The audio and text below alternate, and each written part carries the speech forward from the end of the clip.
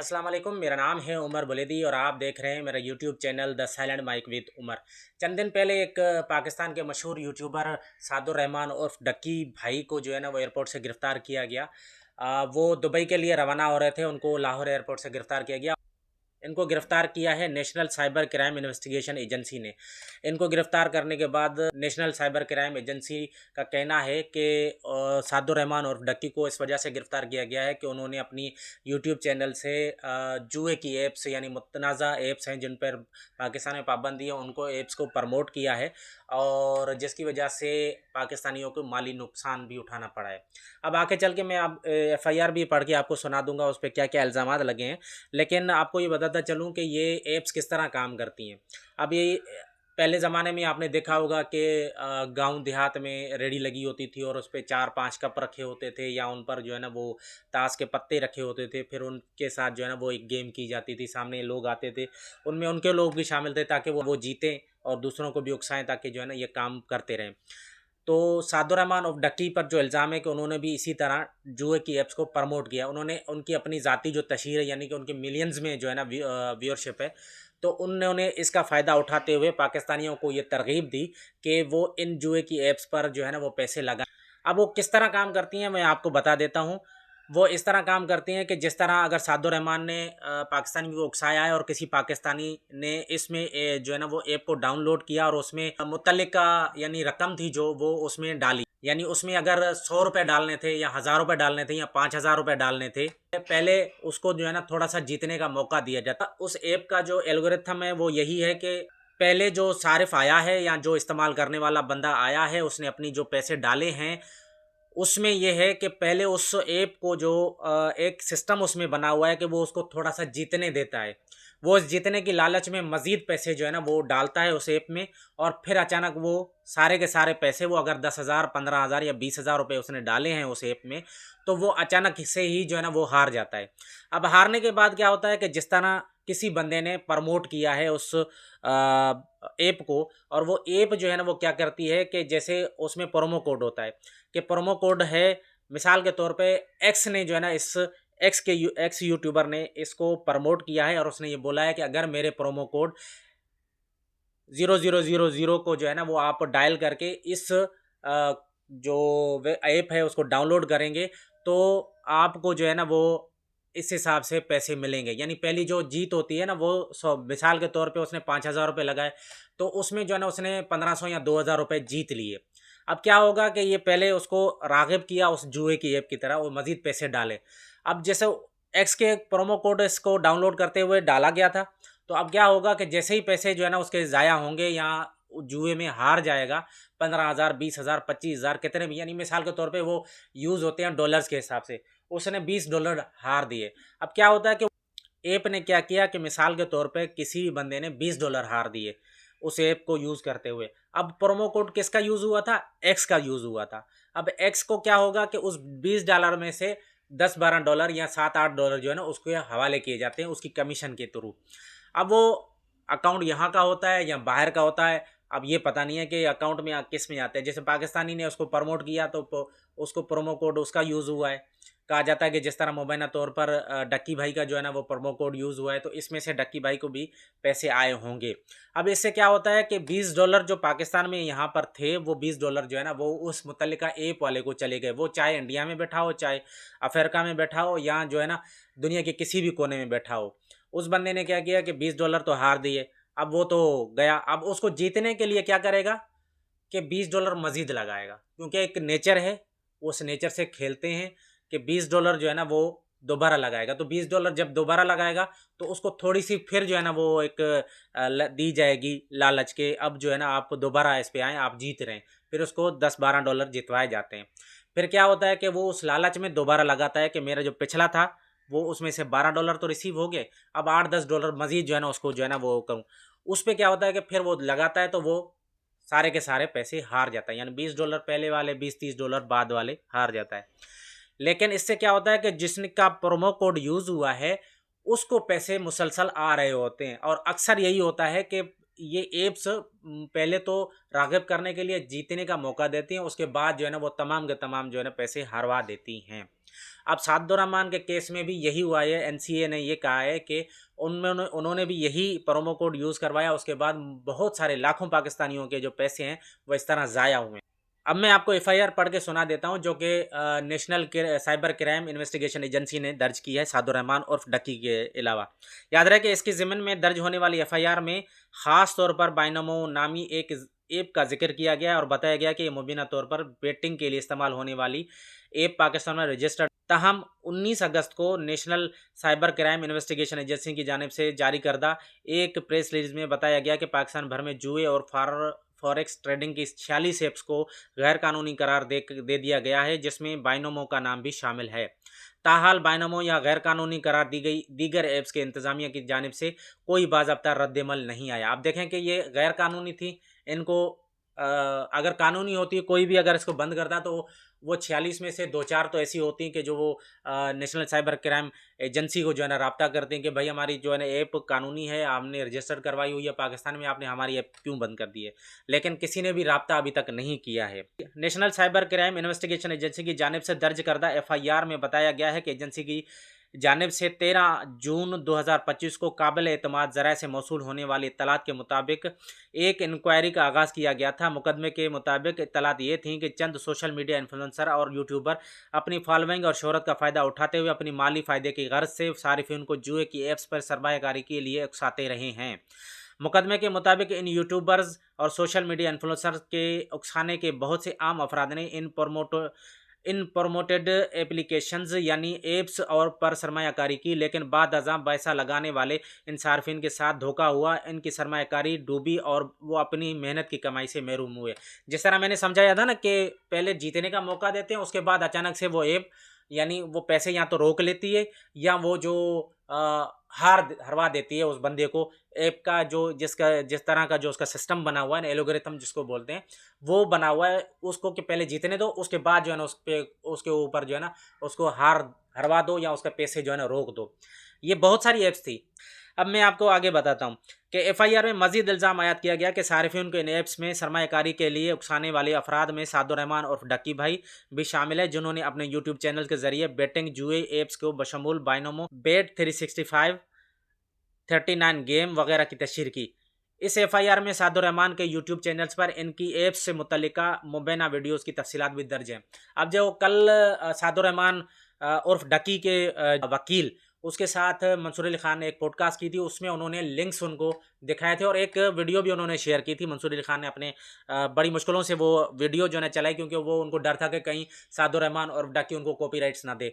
तो उन्होंने एक ऐप्स चलाई जो उसमें तस्वीर आ रही थी और बार बार रुक रही थी, और फिर उसके बाद जो है ना उसकी तशहीर जो कर रहे हैं उस एक जुए की ऐप को, वो उसके वकील को दिखाई गए। लेकिन वकील ने उनके ये बोला कि मैंने ये पहली दफ़ा देख रहा हूँ और मैंने ये देखी नहीं है। अब मुझे यहाँ पे ये समझ में नहीं आ रहा था, उसका वकील है जो सादुर्रहमान उर्फ डक्की का, वो अभी तक डक्की से मिला नहीं है। उसका वकालतनामा साइन हो चुका है, वो किस तरह साइन हुआ अभी तक पता नहीं चला है।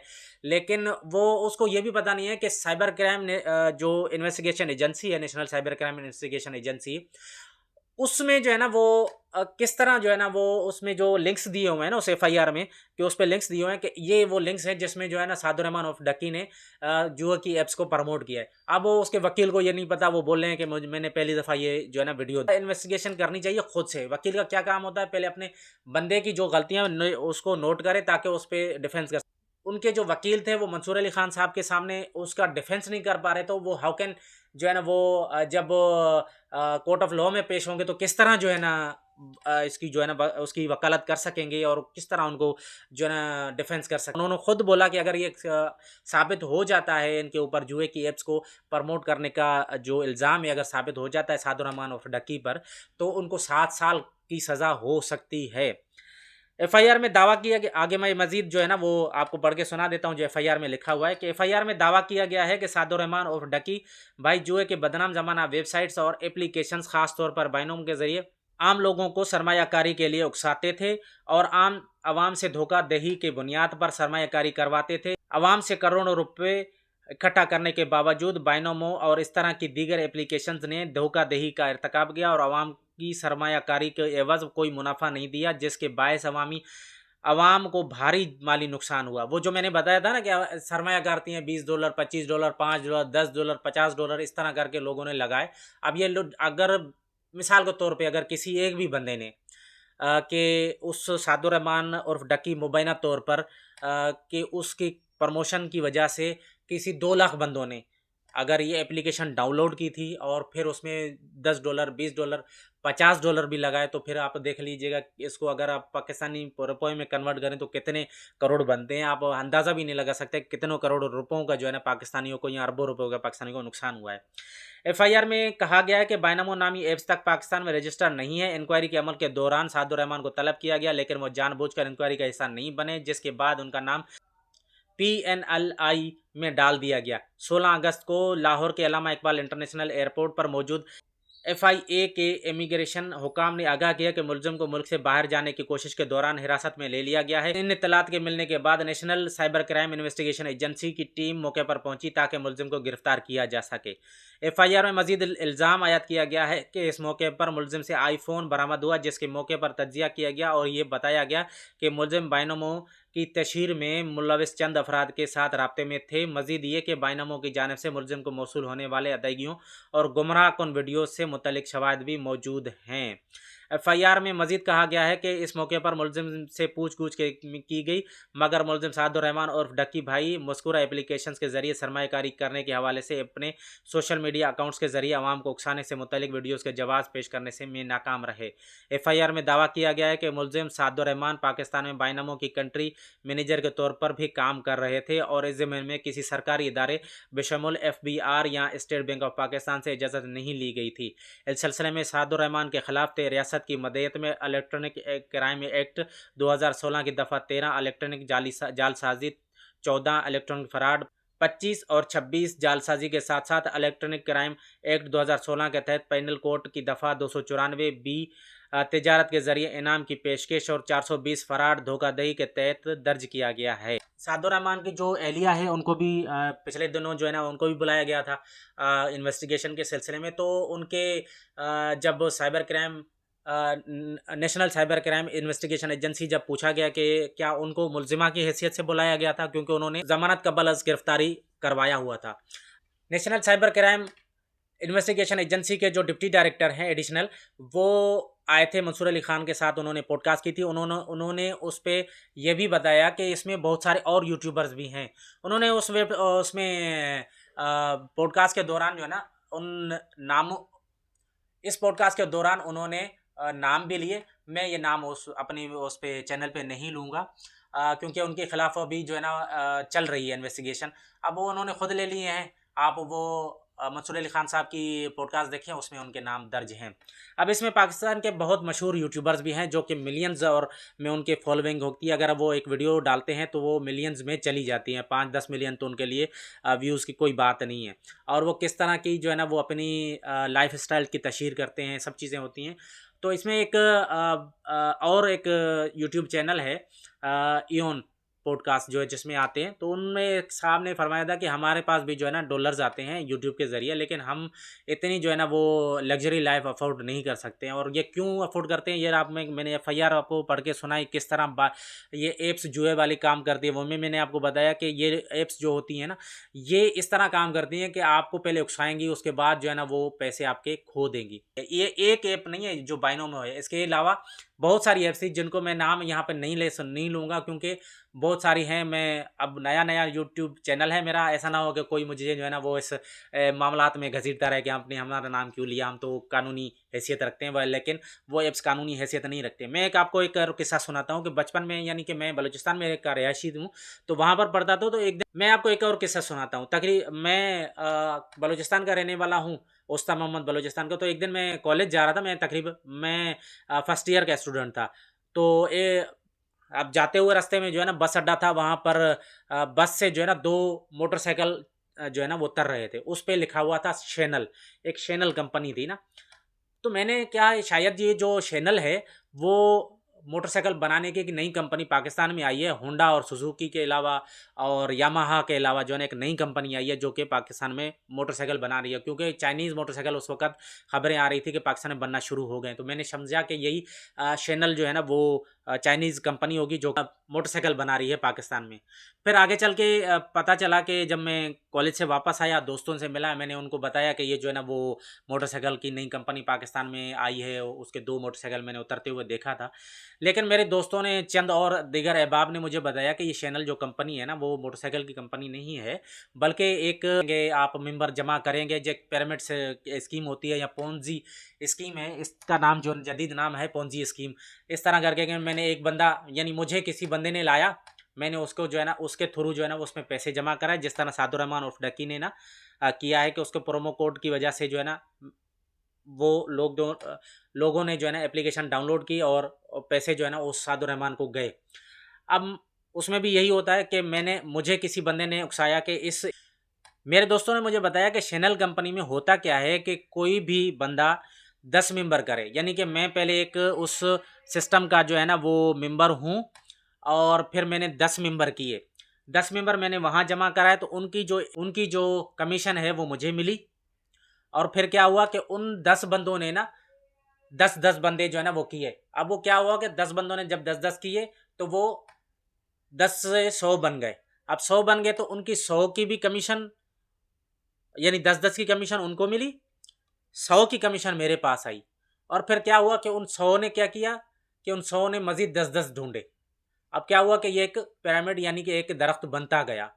अब उसके जो है ना पैसे आए, मुझ तब जब तक वो दरख्त बनता रहा है वो पैसे मुझ तक आते रहे हैं। जिस तरह डक्की भाई के केस में हुआ है, कुछ एप्लीकेशन ने डाउनलोड यानी डक्की भाई का जो प्रोमो कोड था वो यूज़ हुआ है। उसके बाद जो है ना जितने भी लोगों ने एप्लीकेशन को डाउनलोड किया होगा वो भी पैसे आए, और जितनों ने उसमें सरमायाकारी की होगी उसके पैसे भी हारने के बाद डक्की भाई को आए होंगे। अब मुबैना तौर पे मैं इसलिए इस्तेमाल कर रहा हूँ मुबैना लफ्ज़ कि अभी इन्वेस्टिगेशन जारी है। उनका 4 रोज़ा जिस्मानी रिमांड आज ख़त्म हुआ है। इसका जो है ना तफ़सीलात अगले व्लॉग में आपको बताऊँगा।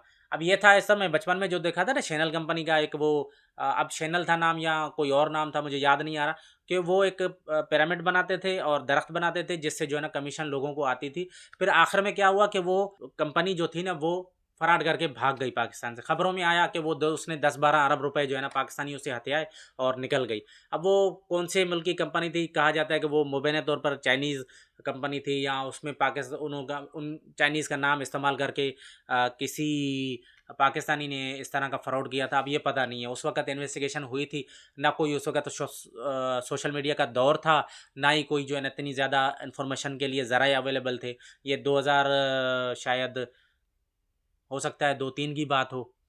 लेकिन ये मैंने खुद अपनी आंखों से देखा था कि लोग वहाँ परेशान थे कि हमने जो है ना इतना इन्वेस्ट किया था, और किसी ने बोला कि हमने 10,000, किसी ने बोला था 15,000, किसी ने कितने।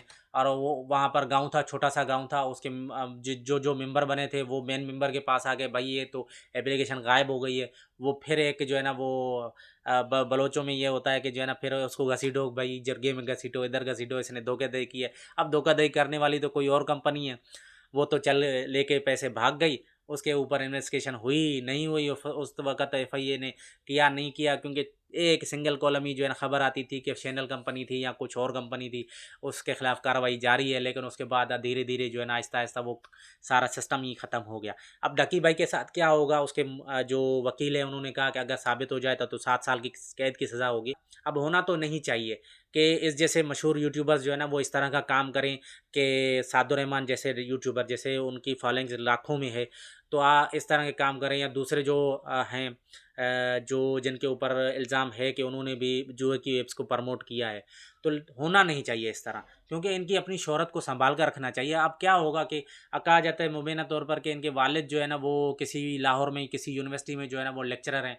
अब वहाँ पे प्रोफेसर हैं या लेक्चरर हैं, आप खुद सोचें कि पढ़े लिखी फैमिली के होने के बावजूद भी जो है ना वो खुद नहीं पढ़े हैं। और दूसरा ये कि अगर आपको शोहरत, इज़्ज़त और दौलत मिली है तो आप उसको संभाल कर रखें। आप इस तरह नहीं करें कि आप जुए की ऐप्स को प्रमोट करें, और आपको देखने की जो सबसे ज़्यादा व्यूअरशिप है वो बच्चों की है।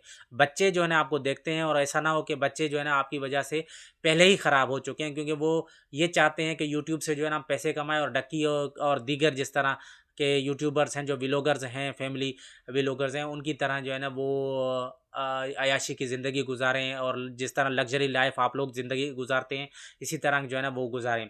अब वो ये तो आपको पता है कि यूट्यूब से, जिस तरह मैंने आपको बताया कि योन वाले बोले हमें भी जो है ना वो आती है ऑफ़र्स के जो है ना हम भी जुए की ऐप्स को प्रमोट करें। मंसूर अली खान साहब ने भी यही कहा कि अपनी 2-3 वीडियोज़ में कि हमें भी आते हैं कि फ़लाँ कंपनी का जो है ना वो इश्तिहार है उसको प्रमोट कर दें या फ़लाँ को कर दें। लेकिन मंसूर अली खान जैसे यूट्यूबर्स इंस्पिरेशन है पाकिस्तान के लिए। दीगर भी बहुत सारे हैं, आप भी इंस्पिरेशन थे। आपने अगर ये हरकतें ना की होती, जिस तरह की हरकतें आप कर रहे हैं कि जुए की ऐप को जो है ना वो प्रमोट कर रहे थे, तो आप भी इंस्पिरेशन हैं लोगों की। आप भी जो है ना सेंसेशन आप बने हुए थे, लेकिन आपने ये हरकतें शुरू कर दी। दीगर जो भी लोग हैं जैसे रजब भट्ट हैं, वो पाकिस्तान में नहीं हैं और बाकी भी लोग हैं जो कि इस वक्त पाकिस्तान से भाग गए हैं, बहुत सारे लोग हैं। अब इनको चाहिए था, वो टिकटॉक लाइव भी आते हैं। एक पता नहीं क्या नाम था, या मैं तो जो सोशल मीडिया पे ये ऐसे बकवास किस्म की जो चलती हैं यूट्यूब पे, मैं उनकी तरफ जाता नहीं हूँ। एक क्लिप मेरी नज़र से गुजरा था, पता नहीं कौन सी एक जो कॉमेडी शो है पाकिस्तान में, पता नहीं कौन से उसमें चलता है टीवी चैनल पे। उसमें लड़की ने सवाल किया उस बंदे से, उसने कहा कि मैं अगर बैठूं टिकटॉक लाइव पर, हर महीने में 20 मिलियन जो है ना वो कमा सकता हूं। तो 20 मिलियन यानी तकरीबन 2 करोड़ रुपए जो है ना वो कमा सकता है टिकटॉक लाइव से। अब ये इसमें भी वही होता है कि वो जो लोग हैं टिकटॉक लाइव पे बैठते हैं, वो जुए की ऐप्स को प्रमोट करते हैं, मुख्तलिफ इश्तिहार होती हैं उनको प्रमोट करते हैं। अगर वो गैर अखलाकी हों तब भी उनको प्रमोट करते हैं। ऐप्स हों जिनसे पाकिस्तान की जो है ना वो मईशत को नुकसान हो रहा हो, डॉलर बाहर जा रहे हों, फिर भी जो है ना वो अपनी ज़ाती मफाद के लिए नुकसान पाकिस्तान को पहुंचा रहे होते हैं। इस केस में भी यही हुआ है कि इस केस में जो है ना वो मनी लॉन्ड्रिंग भी स्टेबल हो रही है। मुबैना तौर पर national cyber crime investigation agency जो है उसने ये दावा किया है, उनका इल्ज़ाम ये है कि इससे जो है ना मनी लॉन्ड्रिंग भी हुई है और पाकिस्तान से मुबैना तौर पर जो है ना करोड़ों डॉलर पाकिस्तान के बाहर गए हैं। अब उसमें सादुर रहमान ऑफ डकी कितना इन्वॉल्व है, ये तो अभी आगे चलकर सादुर रहमान से जो इन्वेस्टिगेशन होती है उसमें पता चलेगा। आज उनका जो है ना वो रिमांड ख़त्म हो रहा है। मैं ये वीडियो सुबह को रिकॉर्ड कर रहा हूँ, ये वीडियो आपके पास पहुँचते ही है पता नहीं किस वक्त, लेकिन मैं आपको बताता चलूँ कि आज उनका एक रिमांड ख़त्म हो रहा है 4 दिन का। ये रिमांड के बाद जो है ना अदालत में पेश किया जाएगा, तो national cyber crime investigation agency क्या उनसे जो इन्वेस्टिगेशन के दौरान उगलवा चुकी है, नहीं उगलवा चुकी है, वो आज पता चल जाएगा।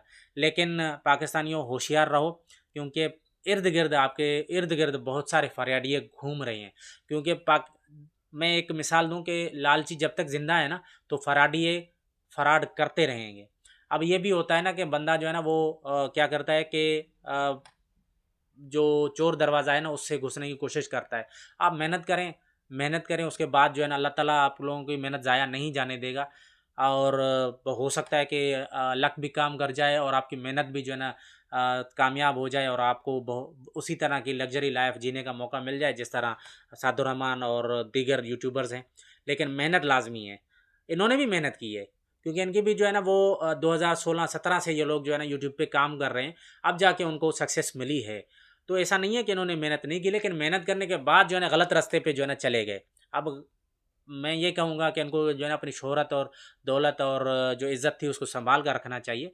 बाकी आपने देखा होगा कि किस तरह उनके जो है ना एक वीडियो अपलोड होती है तो फिर उसके बाद जो है ना मिलियंस में व्यूज़ आ जाते हैं।